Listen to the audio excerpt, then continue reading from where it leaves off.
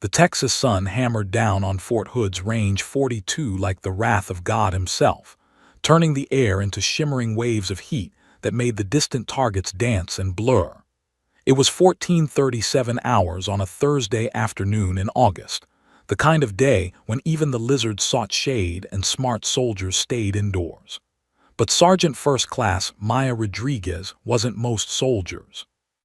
She knelt in the dirt beside her weapon, oblivious to the 104-degree temperature or the sweat that carved rivers through the dust on her face.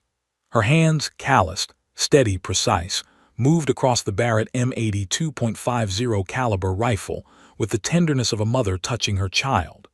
Each component received individual attention, the massive barrel still warm from firing, the intricate bolt assembly, the scope that could resolve a human face at 1.5 miles. This wasn't just any rifle. The M82 was a legend, a beast, a monster of a weapon that separated the professionals from the pretenders. 29 pounds of American engineering designed for one purpose, reaching out across impossible distances and touching someone with a half-inch diameter projectile traveling at 2,800 feet per second. In the right hands, it could disable vehicles, penetrate concrete, and change the outcome of battles. In the wrong hands, it was just an expensive, unwieldy paperweight. Rodriguez's hands were very much the right hands. "Still can't believe they let her shoot that thing," someone muttered from the shade of the equipment tent, just loud enough to be heard but quiet enough to maintain deniability. Rodriguez didn't look up. She'd heard worse. Much worse. 4 years of worse. The whispers, the doubts, the sideways glances from men who couldn't accept that someone who wore her hair in a regulation bun and stood 5'6" could master a weapon system they struggled with.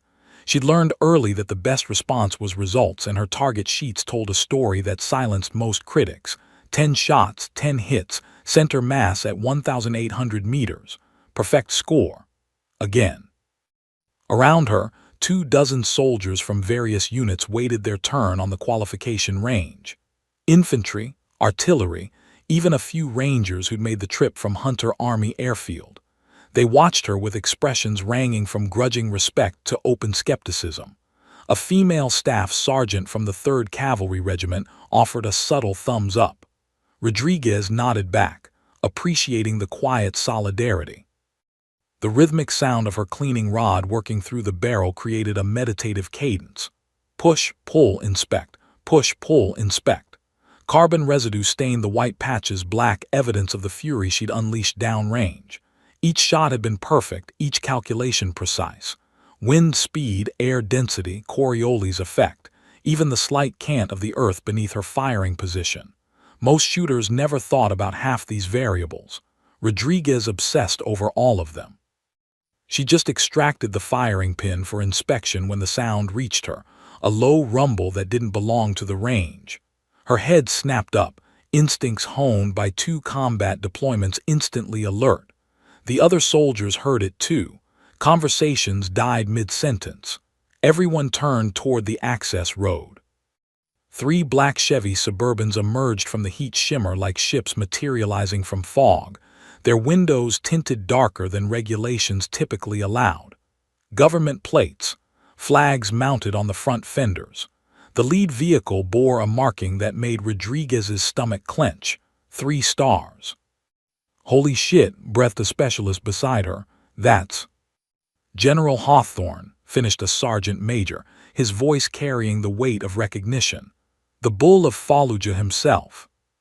The name rippled through the assembled soldiers like electricity. Everyone in the army knew James Hawthorne.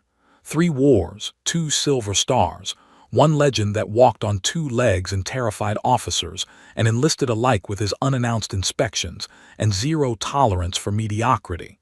He'd built his reputation on being everywhere at once, seeing everything, forgetting nothing. Careers had been made and destroyed by 5-minute conversations with the man.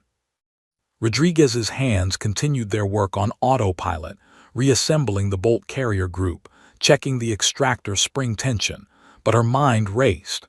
What was a 3-star general doing at a routine qualification range? This wasn't a scheduled inspection. Hawthorne didn't do scheduled anything. He appeared like a storm, evaluated, and left chaos in his wake. The SUVs halted in a cloud of dust 50 meters from the firing line. Doors opened in synchronized precision, disgorging a dozen personnel. Aides, security, junior officers scrambling with tablets and briefing folders. But everyone's attention fixed on the man who emerged from the lead vehicle. General James Hawthorne stood 6'3" and looked carved from the same granite as Mount Rushmore. At 54, he carried himself with the coiled energy of a man half his age. His uniform was immaculate despite the heat, rows of ribbons creating a rainbow of valor across his chest. But it was his eyes that captured attention, sharp, dark, constantly moving, cataloging every detail with the precision of a supercomputer. Rodriguez forced her breathing to steady. She'd encountered senior officers before, but never like this, never so exposed and vulnerable. Her rifle lay partially disassembled beside her. Her uniform was stained with powder residue and sweat, and she was acutely aware that she represented everything conventional wisdom said shouldn't exist. A woman in a role that the old guard still insisted belonged exclusively to men. The general's entourage formed around him like a protective detail, but Hawthorne waved them back impatiently.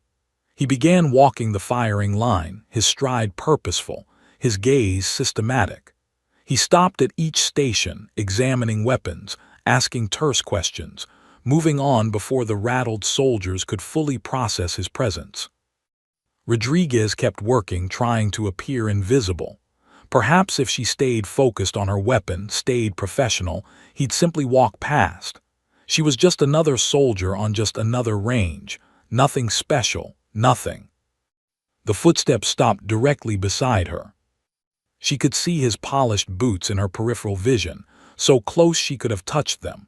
Her heart hammered against her ribs. The entire range seemed to hold its breath. 1 second, 2 seconds, 3. Then the boots moved on, continuing down the line. Rodriguez released a breath she hadn't realized she was holding. Relief flooded through her. He'd walked right past her, hadn't even. The footsteps stopped again. This time the silence felt different, heavier, charged with something she couldn't identify. Then she heard his voice, deep and commanding, cutting through the Texas heat like a knife through silk. "Sergeant." It wasn't a question. It was a command that demanded the entire world stop and pay attention. Rodriguez looked up, meeting the eyes of a legend, and saw something that made her blood run cold. Recognition and something else. Questions? General James Hawthorne had perfected the art of the inspection over 3 decades of military service. He could assess a soldier's competence in under 5 seconds, the way they stood, the condition of their equipment, the look in their eyes that separated warriors from weekend soldiers. It was a skill that had saved lives in Fallujah, exposed incompetence in Germany, and transformed entire battalions in Afghanistan. He moved down the firing line like a shark through shallow water, deliberate and predatory. Each station received exactly the attention it deserved, no more, no less. A private fumbling with an M4 earned a sharp correction. A staff sergeant with an immaculate M110 received a brief nod of approval. Hawthorne's entourage scrambled to keep pace, tablets out, recording every comment for the reports that would land on desks by morning. His aide, Captain Marcus Chen, matched his stride. "Sir, we're running 20 minutes behind schedule. The briefing with..." "The briefing can wait," Hawthorne cut him off without breaking pace. "This is what matters, real soldiers, real readiness." Chen wisely fell silent. The general's eyes swept across the next station and its occupant in a practiced glance. Female, approximately 5'6", kneeling beside a disassembled weapon, probably support personnel taking advantage of range time. His brain cataloged and dismissed her in the space of a heartbeat. His boots carried him past her position. 3 steps, 4 steps. Then something registered, something wrong, something his subconscious had caught but his conscious mind had missed. It was like hearing a wrong note in a familiar song. You couldn't immediately identify what was off, but you knew something was. Hawthorne's feet stopped moving. The sudden halt was so unexpected that Captain Chen nearly collided with him, barely managing to stop inches from the general's back.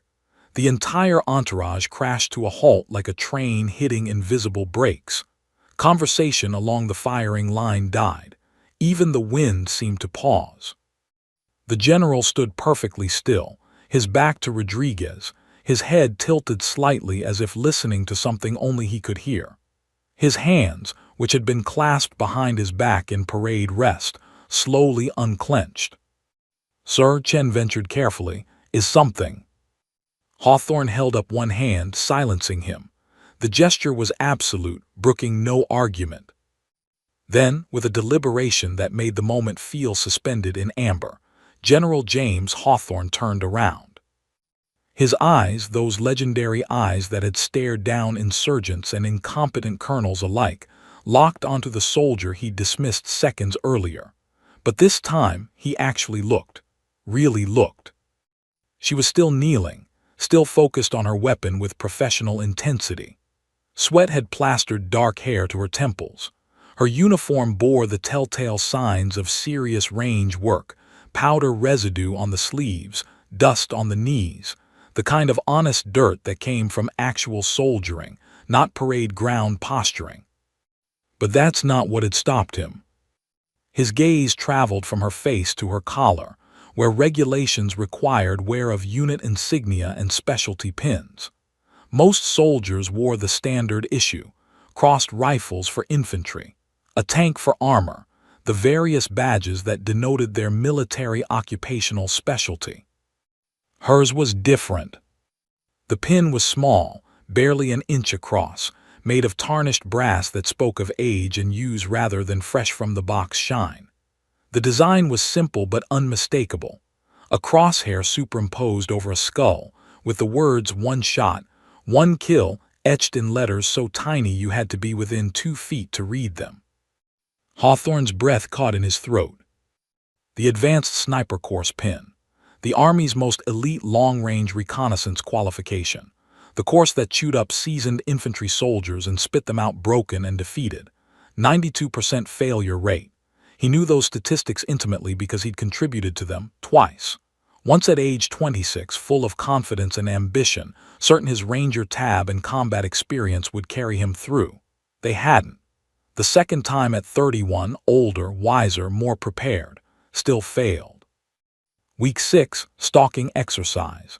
His hide had been discovered by instructors who materialized from the Georgia wilderness like ghosts. The shame had burned for years. And this soldier, this woman he'd walked past without a second glance, wore that pin like it was just another piece of metal. The implications crashed over him like a wave. Around them, the other soldiers sensed something significant was happening. They couldn't see what had captured the general's attention, but his body language screamed importance. The whispers started, spreading like wildfire through dry grass. "What's he looking at? Did she screw something up? Man, somebody's about to get destroyed." Hawthorne's jaw tightened. His hands, which had survived mortar attacks and firefights without trembling, flexed involuntarily. When he spoke, his voice carried across the range with the force of a cannon shot. "Sergeant." Rodriguez's head snapped up. Her eyes met his, and Hawthorne saw something he recognized immediately, the look of someone who'd been underestimated their entire life and had learned to expect disappointment.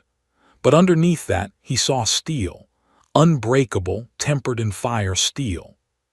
She set down the cleaning rod with careful precision and rose to attention in one fluid motion. "Sir."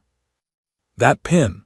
Hawthorne gestured to her collar, his voice carrying an edge that made his aides exchange nervous glances. "Explain it, now."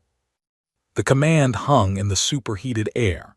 Every soldier within 50 meters had turned to watch. This was the kind of moment that became barracks legend. A 3-star general, the bull of Fallujah himself, fixated on a single soldier for reasons no one could yet understand. Rodriguez's hand moved to her collar, fingertips brushing the pin with unconscious pride. When she spoke, her voice was clear and unwavering, the voice of someone who'd earned the right to stand tall. Sir, United States Army Sniper School, Class 32019, Fort Benning, Georgia. The words fell like hammer blows. Hawthorne took 3 steps closer, closing the distance until he stood directly in front of her. Up close, he could see more details. The faint scar above her left eyebrow, the calluses on her trigger finger, the way she held herself with the quiet confidence of someone who'd proven themselves in ways that mattered. "Benning," he repeated, his voice softer now but no less intense. "Under whose instruction?" "Master Sergeant Thomas Kowalski, sir." A ghost of something, not quite a smile, not quite a grimace, touched her lips. "He told me I'd quit before the end of week 1. And there it was. Kowalski, the same hard-ass instructor who'd put Hawthorne through hell twice. The man who'd invented new definitions of suffering and called it training. The legend who'd trained some of the Army's finest snipers and crushed the dreams of countless others who weren't good enough. A sound escaped Hawthorne's throat, not quite a laugh, not quite a grunt of recognition. "Kowalski trained me too, Sergeant," he said quietly, a confession that made several aides' eyes widen in shock. The general never shared personal details, never admitted vulnerability. "He told me the exact same thing." The moment stretched between them, 2 soldiers separated by rank and gender and generation, connected by a shared experience of hell and the man who'd administered it. Hawthorne's eyes dropped to the weapon beside her, and for the first time, he truly registered what she'd been working on. The Barrett M82, the 50 cal, the absolute beast of the sniper world. His estimation of this soldier, already rising rapidly, shot through the ceiling. "Sergeant," he said slowly, his strategic mind already recalculating everything he thought he knew, "I think you and I need to have a conversation." The words hung in the air between them like a challenge and an invitation all at once. Around them, the firing range had transformed into an impromptu theater, with every soldier, every aide, every member of the general's entourage frozen in place, watching a drama unfold that none of them fully understood yet. Rodriguez's mind raced. A conversation with a 3-star general could mean anything: a commendation, an interrogation, a career-ending accusation that her credentials were somehow fraudulent. She'd learned the hard way that attention from senior leadership was a double-edged sword, especially for women in specialties where they weren't supposed to exist. "Yes, sir," she replied, her voice steady despite the adrenaline flooding her system. Hawthorne turned to his entourage with a dismissive wave. "Give us space. Captain Chen, hold all calls. I don't care if the Secretary of Defense himself is on the line." "Sir, the briefing at 1600, Chen began. "Is now at 1700. Move." The command in Hawthorne's voice left no room for debate. The entourage scattered like startled birds, retreating to the SUVs but maintaining visual contact. This was unprecedented. The Bull of Fallujah didn't cancel meetings.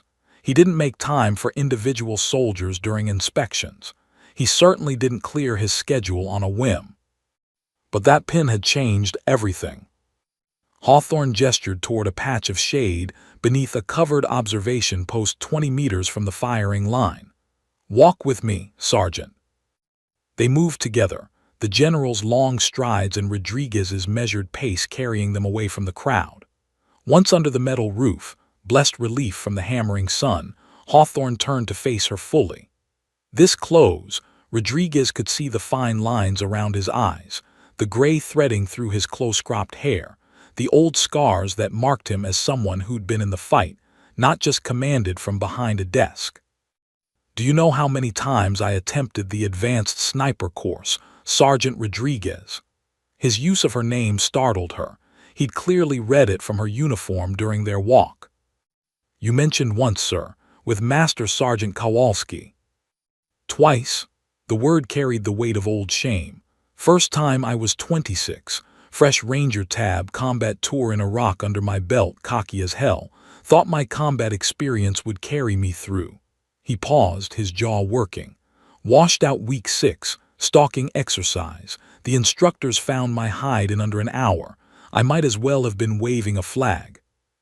Rodriguez said nothing, sensing this wasn't a conversation that required her input yet. Second attempt 5 years later. I'd studied, prepared, trained until I could barely stand. Made it to week 8 that time. A bitter smile crossed his face. Failed the final shot qualification. Wind kicked up at the last second, pushed my round 6 inches left. 6 inches. Might as well have been 6 miles. He stepped closer, his eyes boring into hers with an intensity that would have made lesser soldiers flinch. So when I see that pin, Sergeant, I don't just see a piece of brass. I see every freezing night in the Georgia mountains, every blister, every failure, every moment of doubt. I see the best course the Army offers and the 92% of soldiers who aren't good enough to pass it.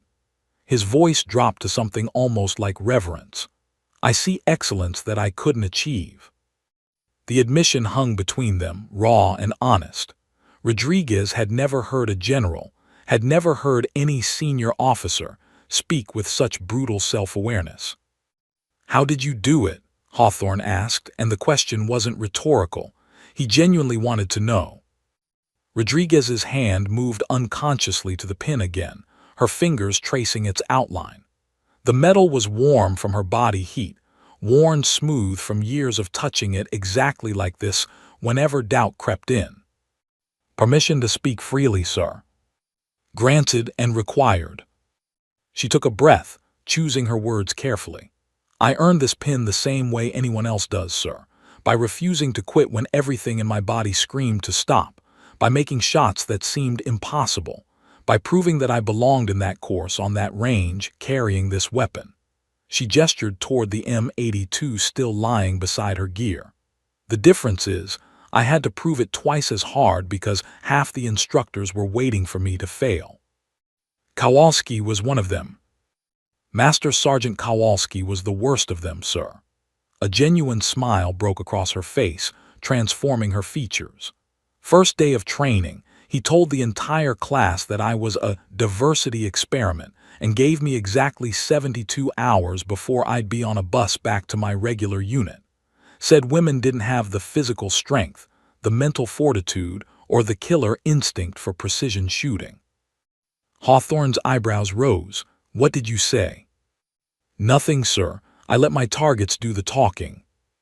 And by week 3, Kowalski stopped using my gender as a reason I'd fail. He started using my height, my weight, my age, my hometown, anything he could find. By week 6, he'd run out of excuses and just started making the challenges harder. Her voice carried a note of pride now. "My final stalking exercise was in terrain the course hadn't used in 5 years. My qualification shot was at a distance they'd never tested before. My load weight was 15 pounds heavier than my male classmates." Hawthorne's expression shifted from curiosity to something approaching awe. "They rigged it against you." "Yes, sir, completely." "But you passed anyway." "Yes, sir, with honors." The general was quiet for a long moment, processing this.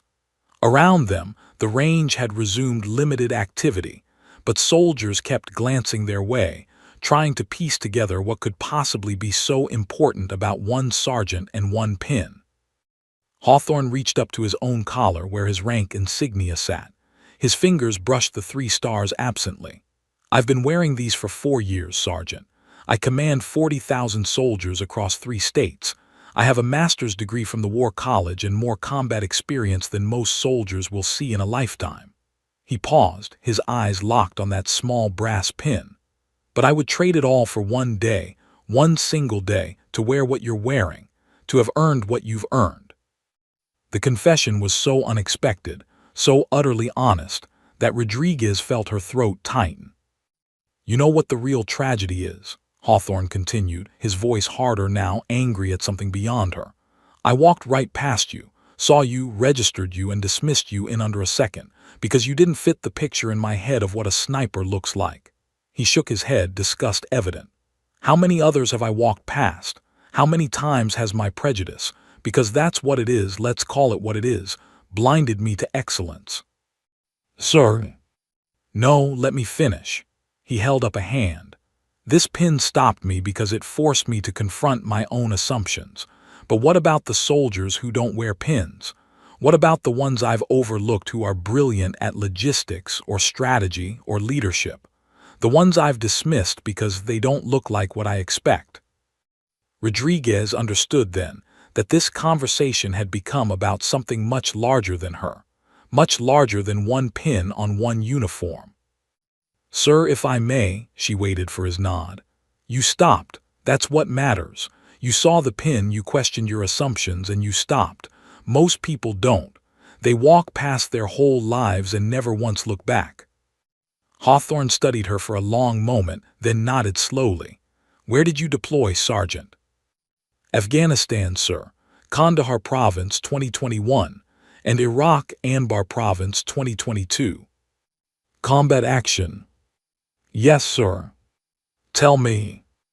And just like that, with 2 words, the general opened a door that Rodriguez rarely walked through. Rodriguez's eyes drifted past the general, past the firing range, past the shimmering heat waves rising from the Texas landscape, to somewhere far away. Somewhere she only visited in her memories and nightmares. It starts before the deployment, sir, she began, her voice taking on a different quality, quieter, more personal. It starts in Eagle Pass, Texas. Population 29,000, sitting right on the Rio Grande, where you can stand on one bank and throw a rock into Mexico. Hawthorne settled against a support post, his body language shifting from interrogator to listener. This was the part of command he'd always excelled at, getting soldiers to trust him with their stories. My father was border patrol, 23 years on the job. My mother was a school teacher. We lived in a small house 3 blocks from the International Bridge, close enough that I could hear the traffic at night, the horns, the sounds of 2 countries meeting at a river. She paused, a soft smile touching her lips. Pappy taught me to shoot when I was 6 years old. Old beer cans in the desert behind our house. He'd line them up at 20 yards, then 50, then 100. 6 years old, Hawthorne raised an eyebrow. In Eagle Pass, sir, that's not unusual. Everybody shoots. Hunting, sport, protection. The desert doesn't care about your age, it cares if you can survive it. Her smile widened slightly. By the time I was 8, I was out shooting my older brother. By 10, I was entering junior competitions. By 12, I could outshoot every boy in town and most of the men. Natural talent. Obsession, sir. She met his eyes directly. I wasn't naturally talented at anything, but I was willing to practice longer, study harder, and refuse to quit when everyone else went home. Pappy used to say I had dog in me, that once I bit down on something, I didn't let go. Hawthorne recognized that quality immediately. He'd built his career on it. High school was complicated, Rodriguez continued. The boys didn't know what to make of me. I wasn't interested in football players or prom. I wanted to talk about ballistics and wind drift. My guidance counselor tried to steer me toward nursing or teaching. She said I had nurturing qualities. The sarcasm was evident. I told her I wanted to be a soldier. She literally laughed. When did you enlist? June 15, 2017, the day after graduation. I was at the recruiting office when it opened at 800. Her voice carried a hint of that 18-year-old's determination. The recruiter was this old sergeant first class, probably 6 months from retirement. He looked at me, all 5'6", 130 pounds of me, and asked if I was sure I didn't want to join the Air Force. Said it would be easier. What did you tell him? I told him I didn't want easy, sir. I wanted the Army. I wanted to be a soldier, not a paper pusher. She shook her head at the memory. He tried to sell me on becoming a supply specialist, a human resources specialist, a dental technician, everything except what I actually wanted.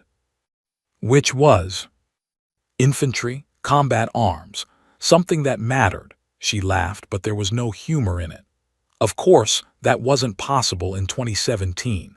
Women couldn't serve in direct combat roles yet. The ban had only been lifted in 2016, and the implementation was slow. The Army was still figuring out what to do with women who actually wanted to fight.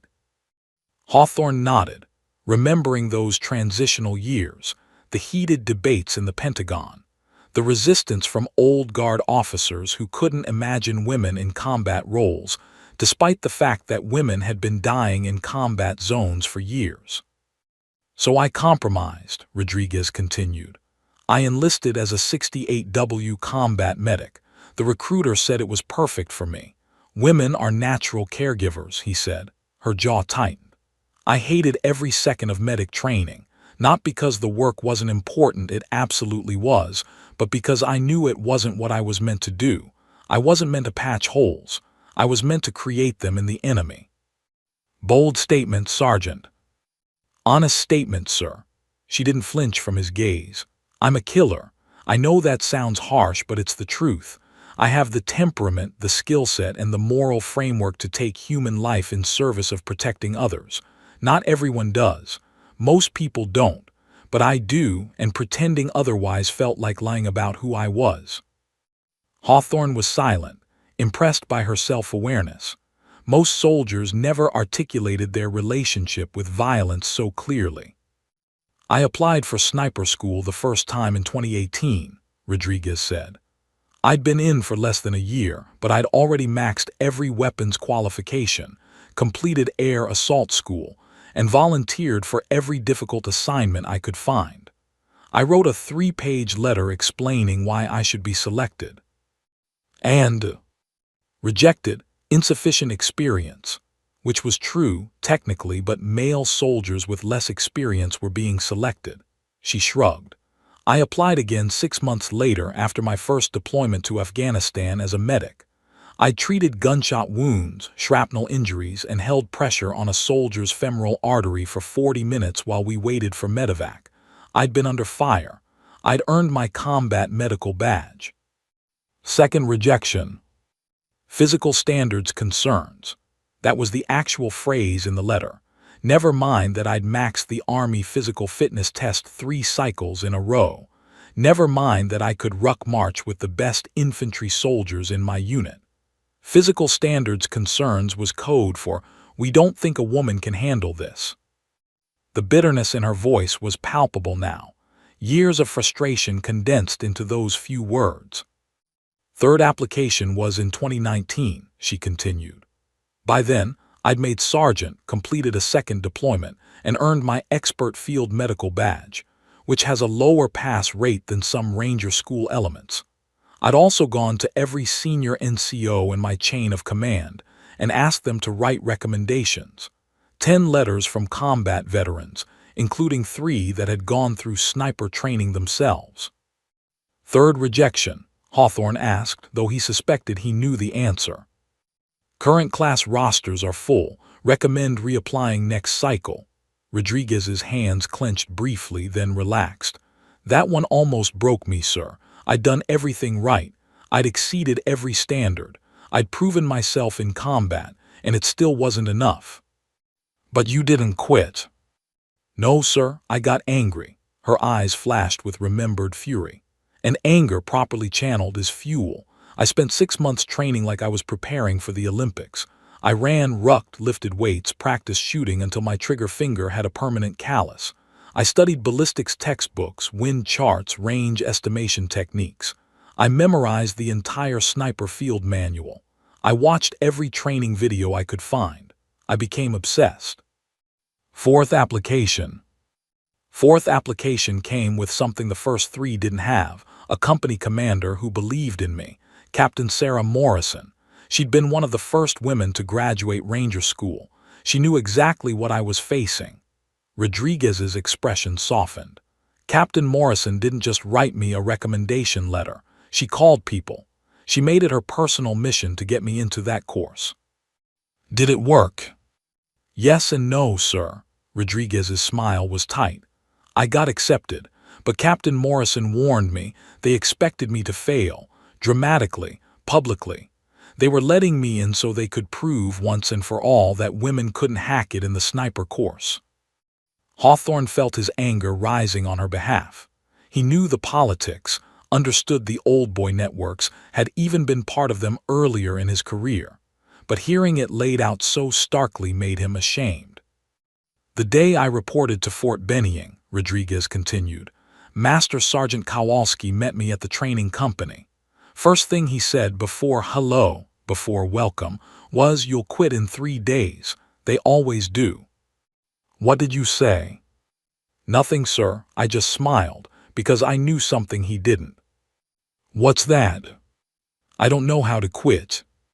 The shade beneath the observation post offered little relief from the oppressive Texas heat, but neither Hawthorne nor Rodriguez seemed to notice any more. They were somewhere else now, in the cold Georgia mountains, in the hell that masqueraded as training, in the crucible that forged snipers from ordinary soldiers. Day 1 of the advanced sniper course, Rodriguez began, her voice taking on the cadence of someone recounting a battle. January 14, 2019. Temperature at Fort Benning, 28 degrees. 43 candidates, including me, the only woman. Every single one of those men was infantry. Rangers, special forces candidates, seasoned combat veterans. And then there was the medic from Texas who thought she belonged. Hawthorne leaned forward slightly, completely absorbed. Kowalski lined us up in the cold at 500. We stood there for 2 hours while he explained the course philosophy. We don't train snipers here. We discover them. Most of you are not snipers. Most of you will never be snipers. This course exists to separate the pretenders from the professionals. Rodriguez's impression of Kowalski's gravelly voice was startlingly accurate. Then he looked directly at me and said, "Some of you are social experiments.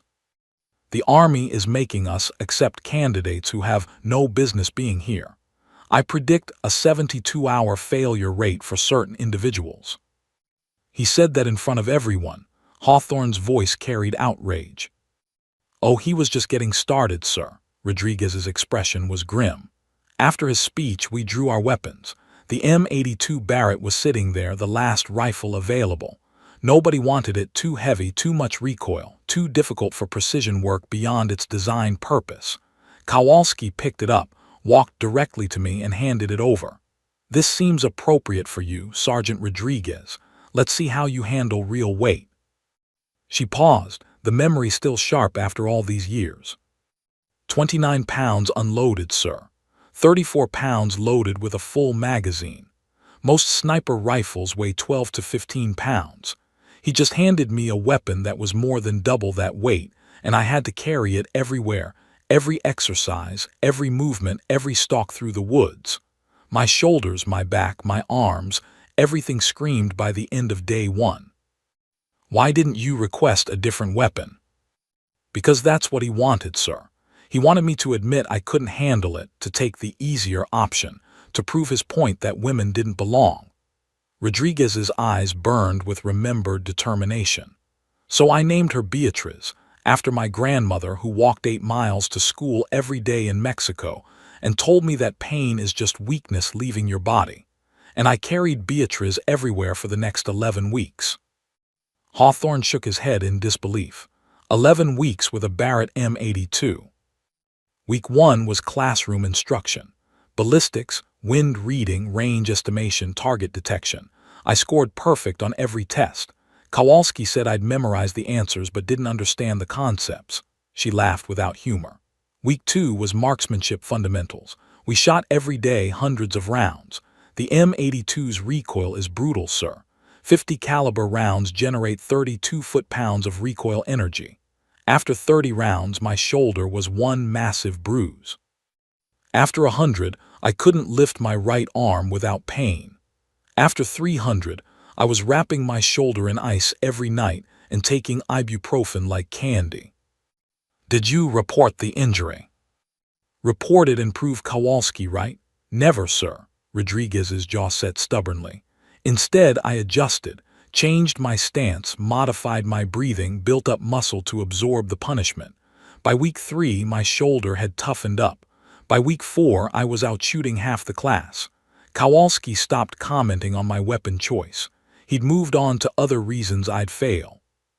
Such as my height, sir. He said I couldn't effectively use terrain because I was too short to see over certain obstacles. My weight said I didn't have enough mass to stabilize the rifle in high winds.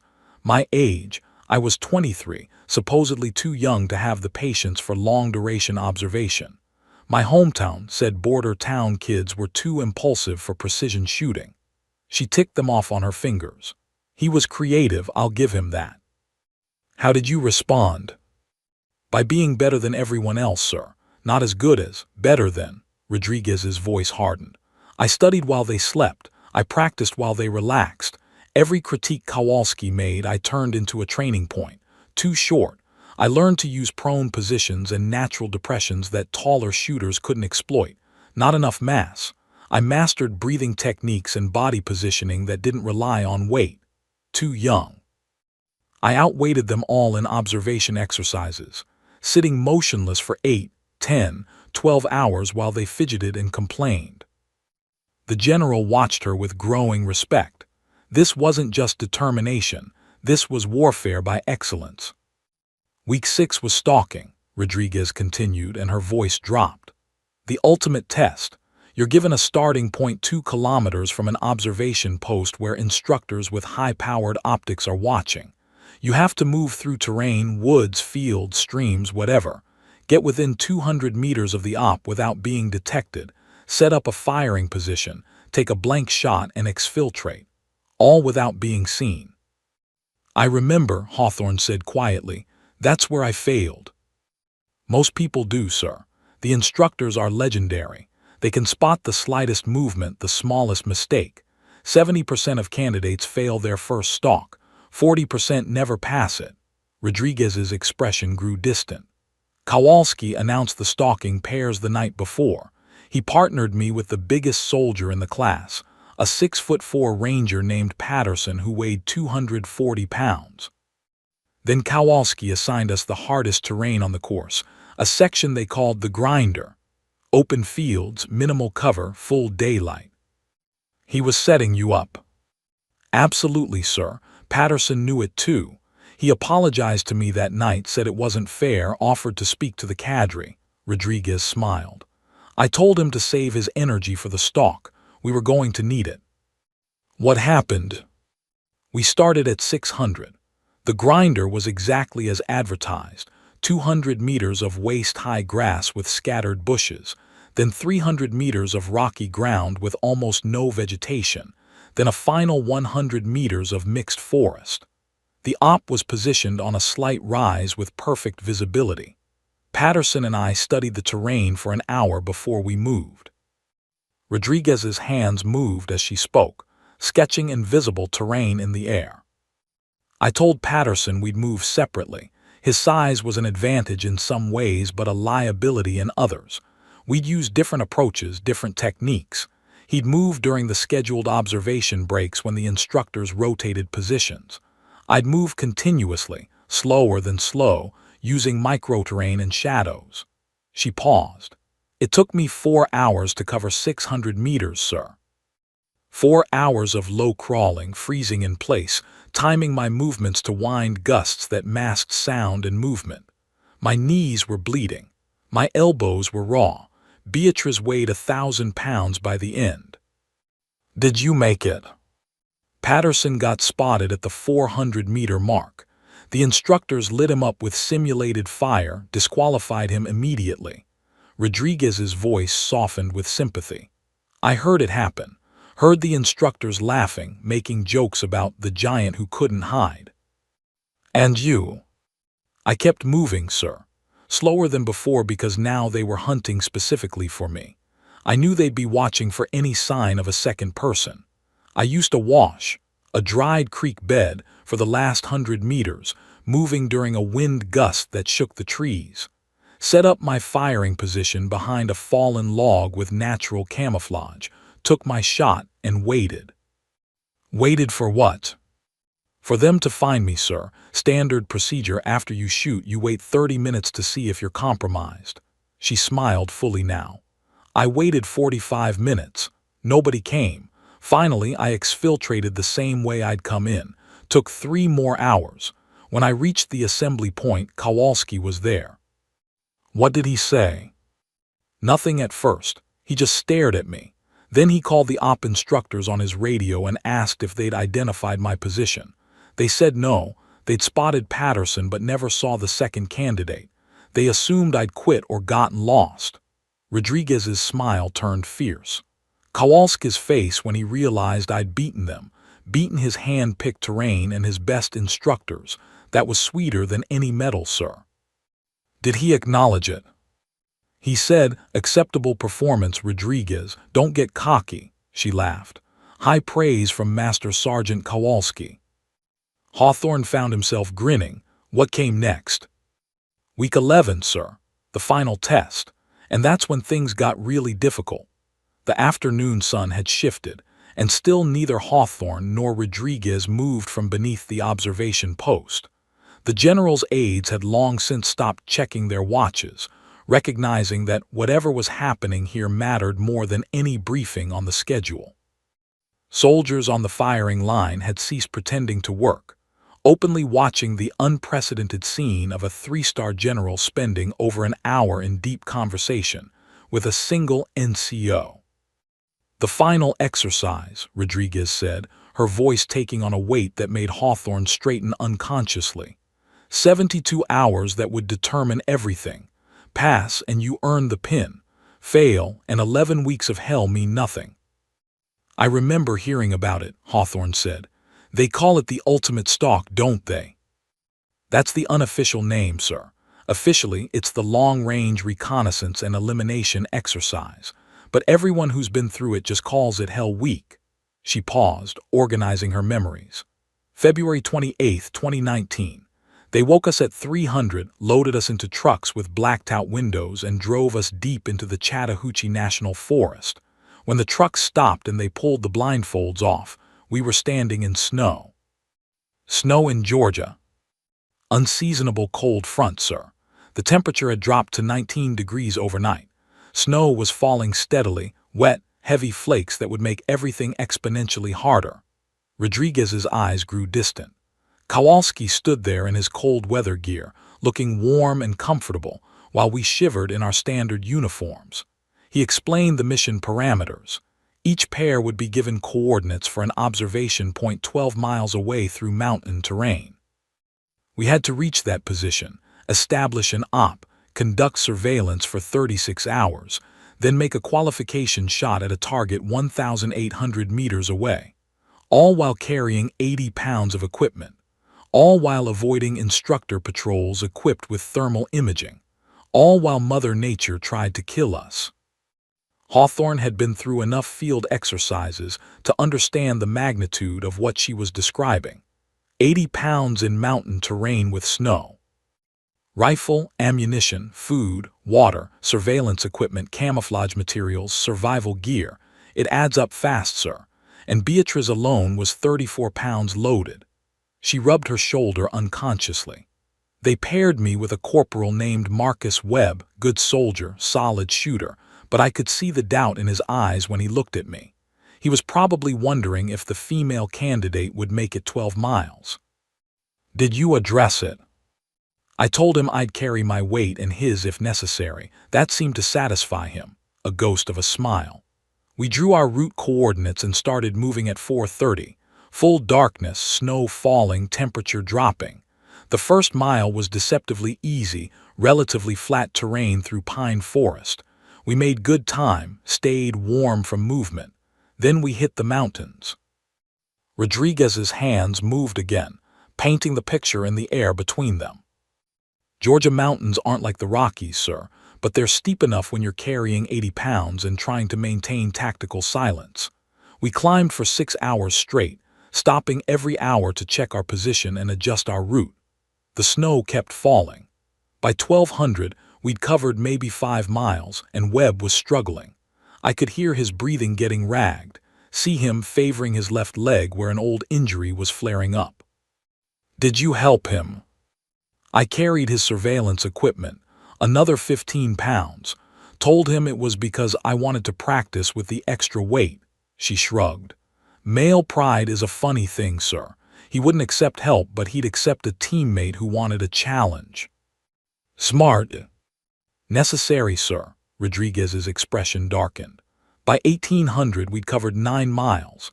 The temperature had dropped to 12 degrees and the snow showed no signs of stopping. We were both exhausted, wet, and starting to show signs of hypothermia. Webb's hands were shaking when he tried to read the map. I set up a temporary shelter, got us under some thermal blankets, and we rested for 2 hours. Against the rules. The instructors never said we couldn't stop, sir. They just said we had to reach the op and complete the mission within the time limit. Her smile was predatory. I learned early that understanding the difference between the rules and the expectations is how you win. Hawthorne nodded approvingly. That kind of tactical thinking was exactly what made good officers. We reached the op coordinates at 2300, 19 hours after we started. We were hypothermic, exhausted, and had 36 hours of surveillance ahead of us before the shot qualification. Rodriguez's voice dropped. That's when things fell apart. Webb's core temperature was too low. I could see it in his eyes, that glassy, confused look. His speech was slurred. He kept trying to set up the op wrong, making mistakes a private wouldn't make. She closed her eyes briefly. At 200, I woke up to find him packing his gear. He said he was calling for extraction, said this wasn't worth dying for, said I should come with him. The moment hung heavy between them. I begged him not to call it in, sir. Told him we could get through it together, that we just needed to stay warm and focused. But he was done. He'd made up his mind. Rodriguez's jaw tightened. He pulled out his radio at 2:30 and called for emergency extraction. Medical emergency. The instructors were there in 40 minutes with a helicopter. They wrapped him in blankets, loaded him up, and before they left, the senior instructor looked at me and asked if I was coming. What did you say? I said I was staying, sir. I had a mission to complete. She met Hawthorne's eyes. The instructor told me I was insane, said the temperature was going to drop to single digits, that I couldn't maintain an op position alone for 36 hours in these conditions, that nobody would think less of me for quitting. He gave me 5 minutes to decide. You stayed. I stayed. Rodriguez's voice was absolute. I watched that helicopter lift off, watched the lights disappear into the snow, and then I was alone. Completely alone in the Georgia mountains at 3 in the morning in a snowstorm with 36 hours to go before my shot qualification. Hawthorne found himself holding his breath. The next 36 hours were the longest of my life, sir. Rodriguez's voice barely rose above a whisper now. I rotated between surveillance positions to stay warm, did isometric exercises to keep my blood flowing, ate small amounts constantly to maintain my core temperature. I cataloged every movement in the target area, built a detailed log of patrol patterns and timing, but mostly I fought my own mind. How so? Doubt, sir. That voice that tells you you're not good enough, not strong enough, not worth the pain you're enduring. It got loud around hour 20. By hour 30, it was screaming. Her hands trembled slightly. I started hallucinating around hour 32. Saw my father standing in the trees asking me why I was doing this. Saw Webb asking me to come with him. Saw Kowalski telling me I'd proven his point. But you didn't quit. No, sir, because somewhere around hour 34 I realized something. This wasn't about proving them wrong anymore.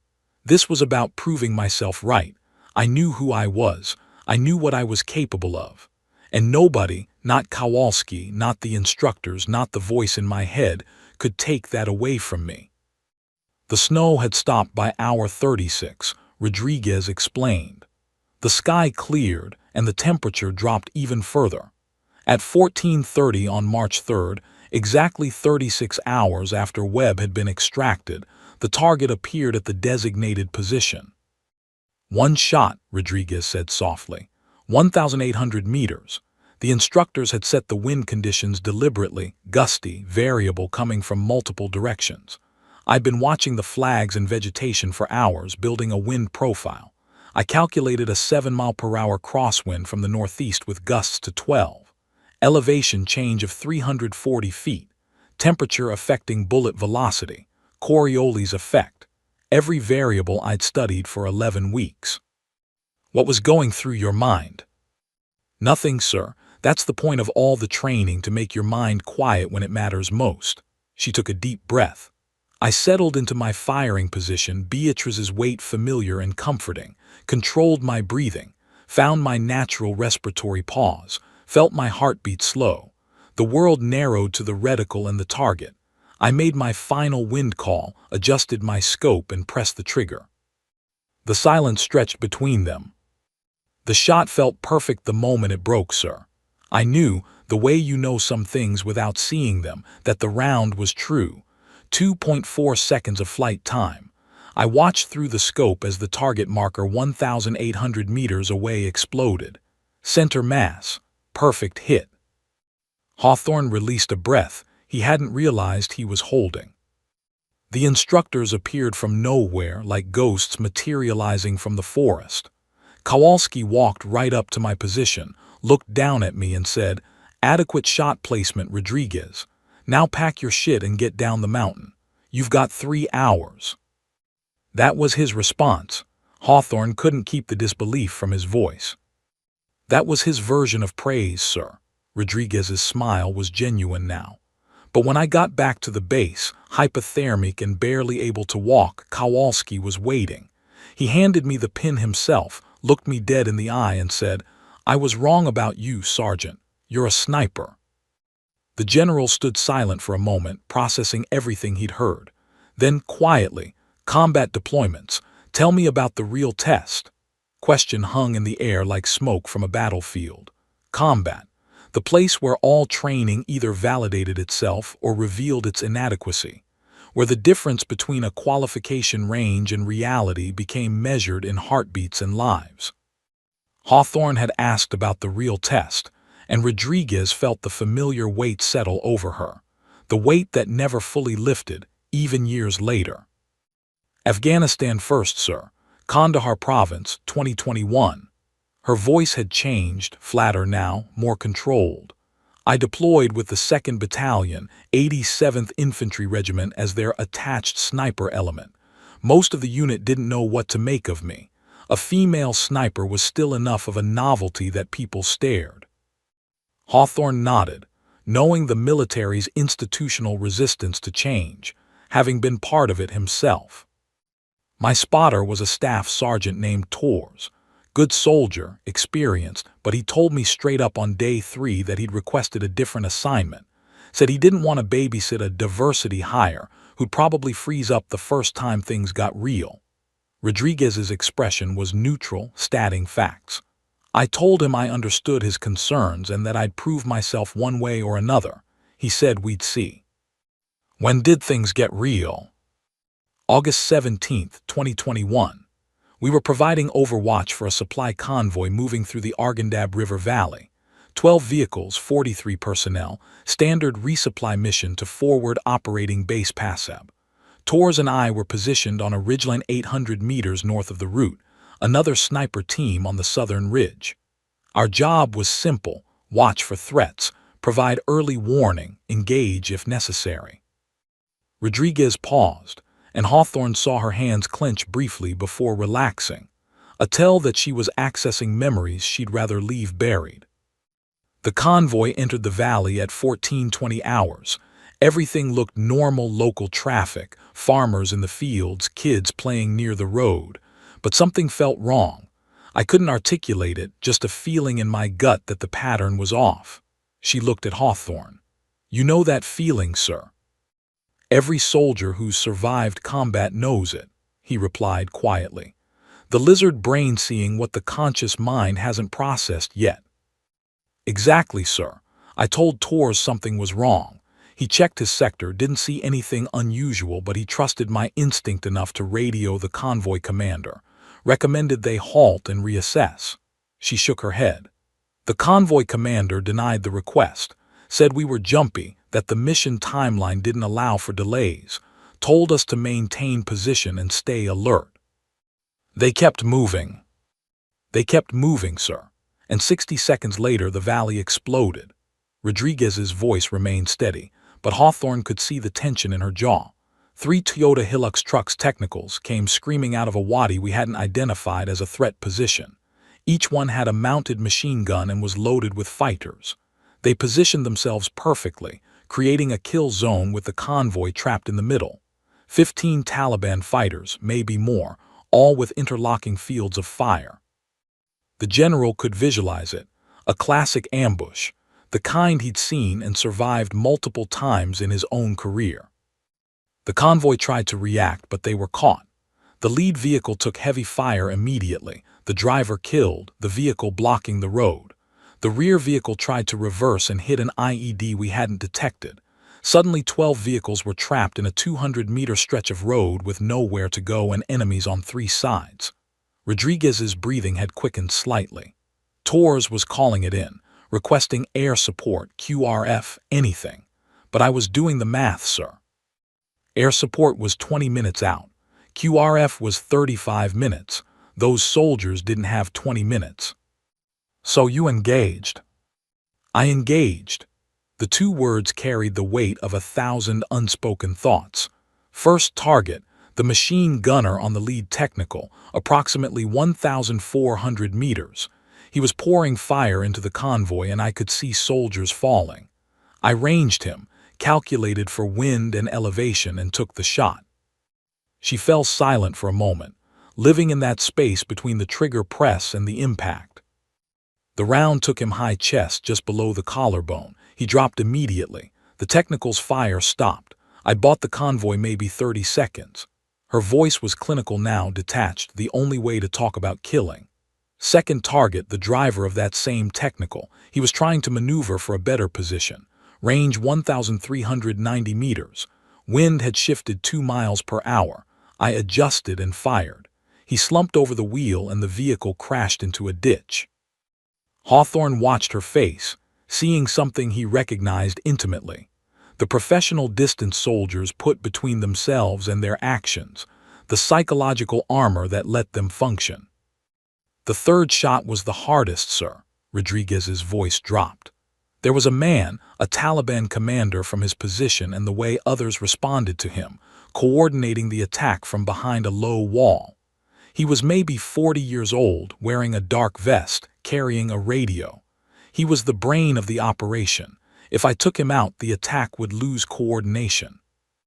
Range 1,450 meters, uphill shot. He was partially concealed. I had maybe 60% of his torso visible.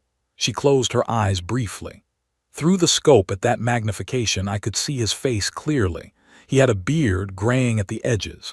He was shouting into his radio, directing his fighters. And I remember thinking, this man probably has a family, children, a life beyond this valley and this moment. But you took the shot anyway. I took the shot anyway, sir, because 43 American soldiers were trapped in that kill zone, and every second I hesitated meant more of them might die. Her eyes opened, meeting Hawthorne's directly. The round hit him center mass. He dropped, and just like I'd predicted, the attack lost coordination. The remaining fighters became confused, defensive. It gave the convoy time to organize, to fight back, to survive. The silence between them was profound. The convoy lost 3 soldiers that day, sir.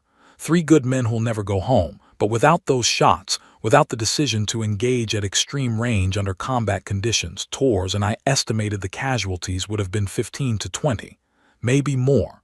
Rodriguez's voice cracked slightly. I killed 3 human beings that day, ended 3 lives, took 3 people out of the world permanently. That weight doesn't go away, sir. It never goes away. Hawthorne stepped closer, his own experience with combat-induced trauma recognizing hers. What happened after? Torres never questioned my abilities again. He wrote me up for a Bronze Star with Valor device. The convoy commander visited our position 2 days later and apologized for not listening to my initial warning, and I spent 3 nights unable to sleep, seeing that commander's face every time I closed my eyes. She took a shaky breath. That's what the pin represents, sir. Not just the training, not just the qualification. It represents the willingness to make impossible decisions at impossible distances and live with the consequences forever. How many confirmed kills do you have, Sergeant? Hawthorne asked gently. 7, sir. 3 in Afghanistan, 4 in Iraq. Each one necessary, each one justified, each one a weight I carry every single day. She touched the pin on her collar. This brass costs more than most people will ever understand. The general studied her face, really studied it, and saw his own reflection staring back. The same haunted look he'd seen in his mirror after Fallujah, after Kandahar, after every operation where he'd made decisions that cost lives to save lives. The same burden that separated those who'd been in the fire from those who'd only read about it.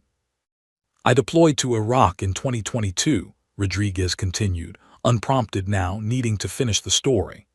Anbar Province. Different enemy, same job.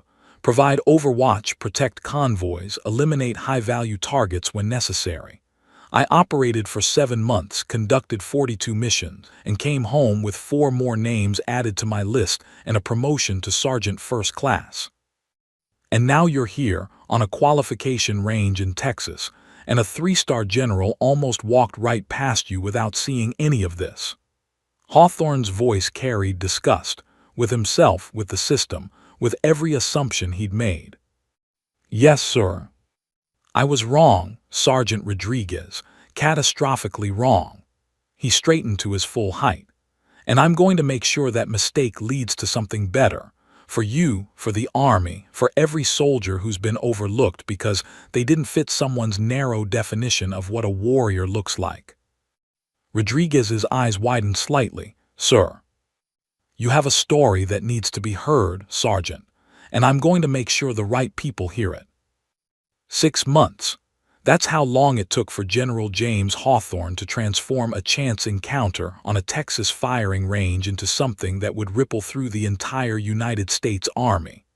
But on this particular morning, September 23rd, 2025, all those months of planning, arguing, and political maneuvering were about to culminate in a single moment. The Pentagon's main auditorium held 300 of the Army's senior leaders. Generals, colonels, command sergeant majors, policymakers, and Pentagon staff filled the tiered seating. The room hummed with the low murmur of powerful people wondering why they'd been summoned to a mandatory briefing with no agenda published in advance.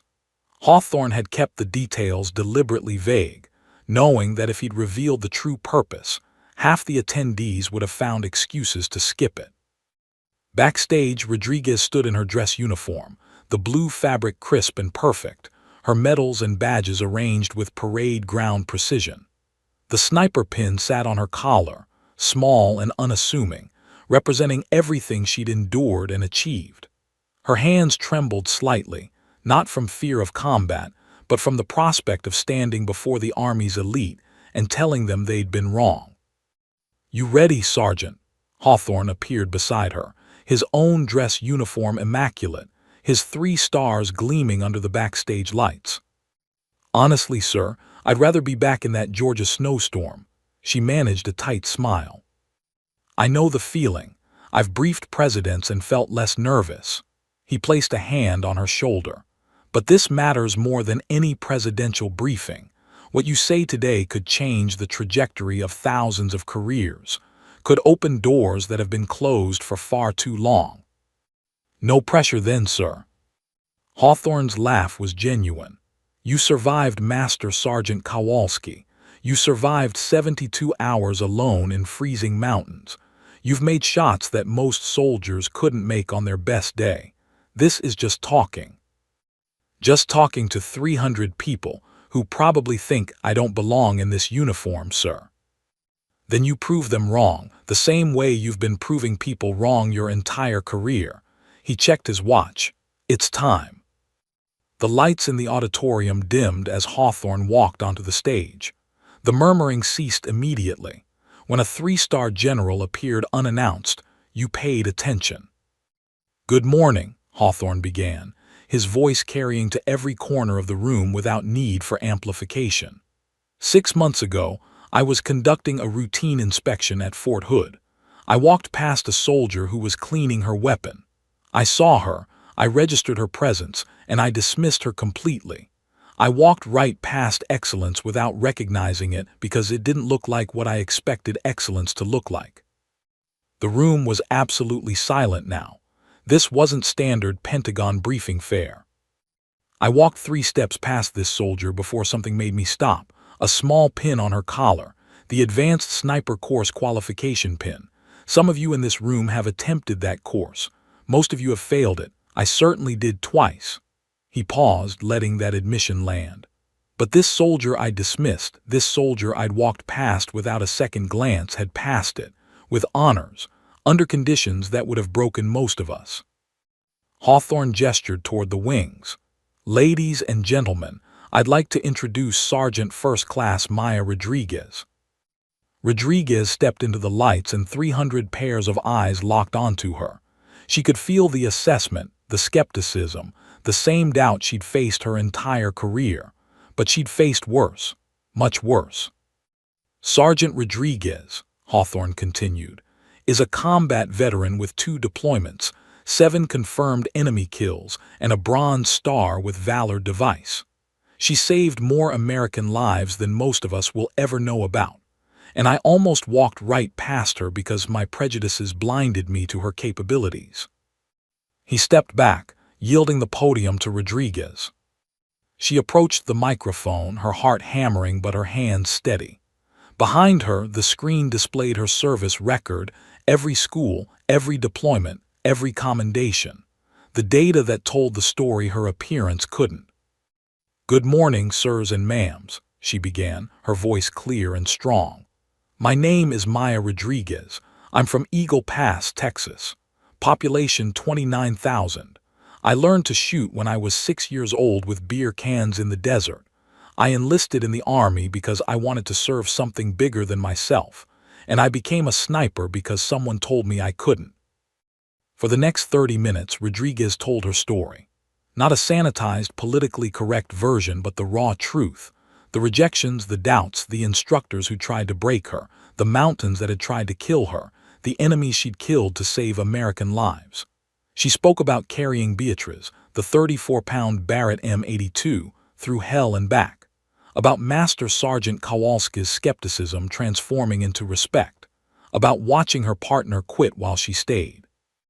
About making impossible shots under impossible conditions.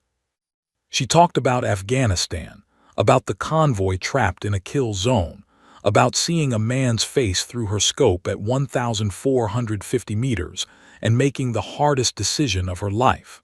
About the weight of taking human life, even when necessary and justified. "I don't tell you this story to brag," Rodriguez said, her voice carrying emotion now. "I tell you this because somewhere in the Army right now, there's another soldier like me. Someone who doesn't fit the traditional mold. Someone who's being overlooked, dismissed, or told they don't belong. Someone who has the capability to be extraordinary if we just give them the chance to prove it." The auditorium was silent except for her voice. General Hawthorne could have kept walking that day. He could have let his assumptions stand unchallenged. But he stopped. He questioned himself. He looked past his expectations and saw what was actually there. And that's what I'm asking all of you to do. Stop walking past excellence just because it doesn't look like what you expected. When she finished, the silence held for 3 heartbeats. Then General Hawthorne began to clap. Slowly, the applause spread through the auditorium, first scattered, then building, until all 300 leaders were on their feet. The standing ovation lasted 2 full minutes. 3 months after that briefing, the policy changes began. The Army launched a comprehensive review of selection processes for elite schools and positions. Unconscious bias training became mandatory for all instructors and selection board members. Women were actively recruited for sniper training, with Rodriguez herself serving as a guest instructor at Fort Benning for 6 weeks. 14 women graduated from the Advanced Sniper course over the next year.